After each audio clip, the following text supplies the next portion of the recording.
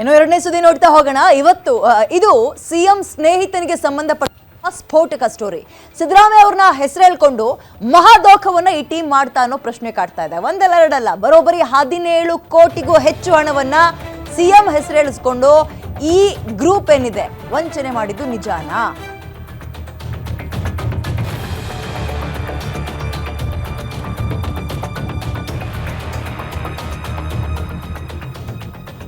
ಸಿದ್ದರಾಮಯ್ಯ ಹೆಸರು ಹೇಳ್ಕೊಂಡು ಈ ಟೀಮ್ ಮಹಾದೋಖ ಮಾಡ್ತಾ ಅನ್ನೋ ಪ್ರಶ್ನೆ ಕಾಡ್ತಾ ಇದೆ. 17 ಕೋಟಿಗೂ ಹೆಚ್ಚಿನ ಹಣವನ್ನ ಸಿದ್ದರಾಮಯ್ಯ ಅವರ ಹೆಸರು ಹೇಳ್ಕೊಂಡು ವಂಚಿಸಿದ್ದು ನಿಜಾನಾ? ದೊಡ್ಡವರ ಫೋಟೋವನ್ನ ಬಳಸ್ಕೊಂಡು ಸಿದ್ದರಾಮಯ್ಯ ಅವರ ಹೆಸರನ್ನ ಬಳಸ್ಕೊಂಡು ವಂಚನೆ ಮಾಡಿದ್ದಾರೆ ಎನ್ನುವ ಬಹಳ ಗಂಭೀರ ಆರೋಪ ಕೇಳಿ ಬರ್ತಾ ಇದೆ. ಬನಶಂಕರಿ ಠಾಣೆಯಲ್ಲಿ ಇದೀಗ ಸಿಎಂ ಫ್ರೆಂಡ್ನ ಮಗ ಈತನ ವಿರುದ್ಧ ಎಫ್ಐಆರ್ ದಾಖಲಾಗಿದೆ. ಆತನ ಹೆಸರು ಸಿಎಂ ಸ್ನೇಹಿತ ವೆಂಕಟೇಶ್ ಅಂತ. ಅವ್ರ ಮಗ ರಜತ್ ವಿರುದ್ಧ ಈಗ ವಂಚನೆ ಆರೋಪ ದಾಖಲಾಗಿದೆ. ರಜತ್ ಸ್ನೇಹಿತೆ ಆಗಿರೋ ಉದ್ಯಮಿ ಸ್ನೇಹ ರಾಕೇಶ್ ವಿರುದ್ಧವೂ ಕೂಡ ದೂರು ದಾಖಲಾಗಿದ್ದು, ಈ ಸ್ನೇಹ ರಾಕೇಶ್, ರಜತ್ ವೆಂಕಟೇಶ್, ರಾಬಿನ್ ಫ್ರಾನ್ಸಿಸ್ ಅಂತ ಈ ಮೂವರ ವಿರುದ್ಧ ಎಫ್ಐಆರ್ ದಾಖಲಾಗಿದೆ. ಯಾರು ಎಫ್ಐಆರ್ ದಾಖಲು ಮಾಡಿರೋದು ಅಂದ್ರೆ ತೇಜಸ್ವಿ ಮರಿಯಪ್ಪ ಅಂತ. ಇವರು ಇದೀಗ ಬನಶಂಕರಿ ಠಾಣೆಗೆ ದೂರು ದಾಖಲು ಮಾಡಿದ್ದಾರೆ. ಅಕಮ್ಯಾಕ್ಸ್ ಟೆಕ್ ಪ್ರೈವೇಟ್ ಲಿಮಿಟೆಡ್ ಕಂಪನಿಯ ಮಾಲೀಕರಾಗಿದ್ದಾರೆ ಸ್ನೇಹ ರಾಕೇಶ್ ಮತ್ತು ರಜತ್. ಇವರು ಖರೀದಿ ಮಾಡ್ತೀವಿ ಅನ್ನೋ ನೆಪ ಒಡ್ಡಿ ಚೆಕ್ಕಿಗೆ ಈ ಫೋರ್ಜರಿ ಸೈನ್ ಹಾಕಿದ್ದಾರೆ. ಬಿಲ್ಡಿಂಗ್ ಪತ್ರವನ್ನ ಪಡೆದುಕೊಂಡು ಈಗ ವಂಚನೆ ಮಾಡಿದ್ದಾರೆ ಅಂತ. ಬ್ಯಾಂಕಿಗೆ ಚೆಕ್ ಹಾಕಿದಾಗ ಸಹಿ ಬದಲಾಗಿರೋದು ಅಂದ್ರೆ ಫೋರ್ಜರಿ ಆಗಿರೋದು ಬೆಳಕಿಗೆ ಬಂದಿದೆ. ಪ್ರಕರಣ ದಾಖಲು ಮಾಡಿ ತನಿಖೆಯನ್ನು ಬನಶಂಕರಿ ಠಾಣೆಯ ಪೊಲೀಸರು ನಡೆಸ್ತಾ ಇದ್ದಾರೆ. ದೊಡ್ಡವರ ಫೋಟೋವನ್ನ ಇಟ್ಕೊಂಡು ಅಥವಾ ಅವ್ರ ಕಾಂಟ್ಯಾಕ್ಟ್ ಅನ್ನ ಇಟ್ಕೊಂಡು ಈ ರೀತಿಯಾಗಿ ದುರ್ಬಳಕೆ ಮಾಡ್ಕೊಳ್ತಾ ಇರೋ ಪ್ರಕರಣ ಇವತ್ತು ನಿನ್ನೆದಲ್ಲ. ಅಂಡ್ ಮೋಸ ಹೋಗಿರೋರು ದೊಡ್ಡವ್ರ ಹೆಸರನ್ನ ಹೇಳಿದ್ರು ಅಂತ ಮೋಸ ಹೋದ್ರು.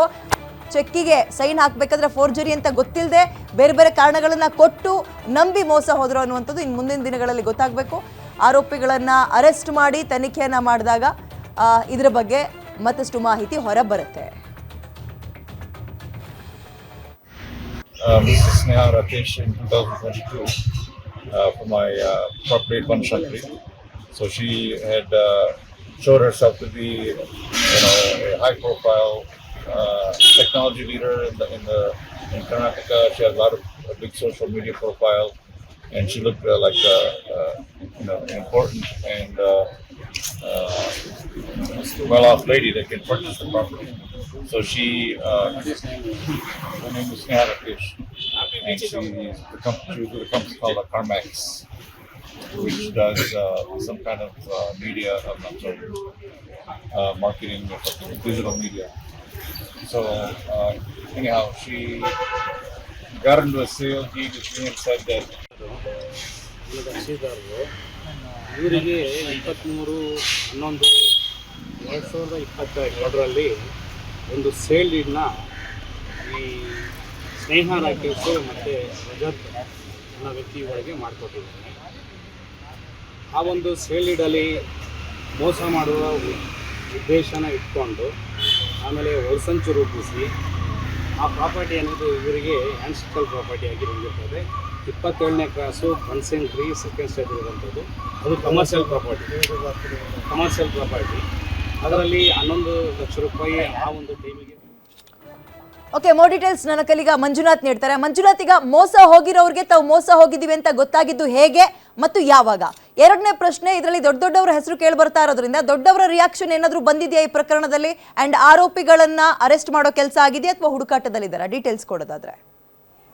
ವಿದ್ಯೆ, ಈ ಒಂದು ವಂಚನೆ ಪ್ರಕರಣ ಬೆಂಗಳೂರಿನ ಬನಶಂಕರಿ ಪೊಲೀಸ್ ಠಾಣೆ ವ್ಯಾಪ್ತಿಯಲ್ಲಿ ದಾಖಲಾಗಿರ್ತಕ್ಕಂಥದ್ದು. ಅಲ್ಲಿನ ಒಂದು ಕಮರ್ಷಿಯಲ್ ಕಾಂಪ್ಲೆಕ್ಸ್ ಏನಿತ್ತು ಅದನ್ನು ತೇಜಸ್ವಿ ಮರಿಯಪ್ಪ ಅಂತಕ್ಕಂಥವ್ರು ಮಾರಾಟ ಮಾಡಿ ಅವರು ಆಸ್ಟ್ರೇಲಿಯಾದಲ್ಲಿ ಸೆಟ್ಲ್ ಆಗಬೇಕು ಅನ್ನೋ ಒಂದು ಉದ್ದೇಶದಲ್ಲಿರ್ತಾರೆ. ಅದೇ ಸಂದರ್ಭದಲ್ಲಿ ಅವರ ಪ್ರಾಪರ್ಟಿಯನ್ನು ಸೇಲ್ ಮಾಡ್ತಿರೋ ಬಗ್ಗೆ ಕೆಲವೊಂದು ಜಾಹೀರಾತನ್ನು ಹಾಕಿರ್ತಾರೆ. ಆಗ ಬರ್ತಕ್ಕಂಥವ್ರೆ ಸ್ನೇಹ ರಾಕೇಶ್ ಜೊತೆಗೆ ಏನು ರಜತ್ ಅಂತಕ್ಕಂಥ ವ್ಯಕ್ತಿಗಳು ಬರ್ತಾರೆ. ಇವರು ನಾವು ಬಹು ದೊಡ್ಡ ಉದ್ಯಮಿಗಳು, ನಾವು ನಿಮ್ಮ ಪ್ರಾಪರ್ಟಿಯನ್ನು ಖರೀದಿ ಮಾಡ್ತೇವೆ ಅಂತಕ್ಕಂಥ ಒಂದು ನಿಟ್ಟಿನಲ್ಲಿ ವ್ಯವಹಾರವನ್ನು ಮಾಡ್ತಾರೆ. ಅವರ ಮಾತುಗಳನ್ನು ನಂಬಿ, ಜೊತೆಗೆ ಸ್ನೇಹ ರಾಕೇಶ್ ಅವರು ಏನು ಬೇರೆ ರಾಜಕಾರಣದಲ್ಲಿರ್ತಕ್ಕಂಥ ಸಿದ್ದರಾಮಯ್ಯ ಜೊತೆ ಫೋಟೋವನ್ನು ತೆಗೆಸ್ಕೊಂಡಿದ್ದಾರೆ, ಡಿ ಕೆ ಶಿವಕುಮಾರ್ ಜೊತೆ ಇದ್ದಾರೆ, ಜೊತೆಗೆ ದೇವೇಗೌಡರ ಜೊತೆಯಲ್ಲಿ ಸಹ ಫೋಟೋಗಳನ್ನು ತೆಗೆಸ್ಕೊಂಡಿದ್ದಾರೆ. ಜೊತೆಗೆ ಆ ಸ್ನೇಹ ರಾಕೇಶ್ ಅವರು ದೊಡ್ಡ ಉದ್ಯಮಿ. ಇವರು ದುಬೈಗೆ ಹೋಗಿರ್ತಕ್ಕಂಥದ್ದು, ಬೇರೆ ಕಂಟ್ರಿಗಳಿಗೆ ಹೋಗಿರ್ತಕ್ಕಂಥದ್ದು, ಅಲ್ಲಿ ಬಿಸ್ನೆಸ್ ಅವಾರ್ಡ್ಗಳನ್ನು ತೆಗೆದುಕೊಂಡಿರ್ತಕ್ಕಂಥ ಫೋಟೋಗಳನ್ನು ಈ NRI ಆಗಿರ್ತಕ್ಕಂಥ ಏನು ತೇಜಸ್ವಿ ಮರಿಯಪ್ಪ ಅವರಿಗೆ ತೋರಿಸಿ ಆ ಒಂದು ಬಿಸ್ನೆಸ್ ಅಂತ ಅವರ ಪ್ರಾಪರ್ಟಿಯನ್ನು ಖರೀದಿ ಮಾಡೋದಕ್ಕೆ ನಂಬಿಕೆಯನ್ನು ಉಂಟು ಮಾಡ್ತಕ್ಕಂಥದ್ದು. ಬಳಿಕ ಇಲ್ಲಿ ಒಂದು 22 ಕೋಟಿಗೆ ಕೋಟಿಗೆ ಈ ಒಂದು ಪ್ರಾಪರ್ಟಿಯನ್ನು ಸೇಲ್ ಮಾಡಬೇಕು ಅಂತಕ್ಕಂಥ ತೀರ್ಮಾನ ಇವ್ರು ತೇಜಸ್ವಿ ಮರಿಯಪ್ಪ ಅವ್ರಿಗಿರುತ್ತೆ. ಆದರೆ ಅದನ್ನು ಅವರ ಎಮರ್ಜೆನ್ಸಿ ಮತ್ತು ಅರ್ಜೆನ್ಸಿಯನ್ನು ಬಂಡವಾಳ ಮಾಡಿಕೊಂಡಂಥ ಈ ಮೂವರು ಆರೋಪಿಗಳು ಅದನ್ನು 17.5 ಕೋಟಿಗೆ ವ್ಯಾಪಾರ ಮಾಡ್ತಾರೆ. ಅದಕ್ಕೆ ಸಂಬಂಧಪಟ್ಟಂತೆ ಚೆಕ್ಕನ್ನು ಸಹ ಕೊಡ್ತಾರೆ.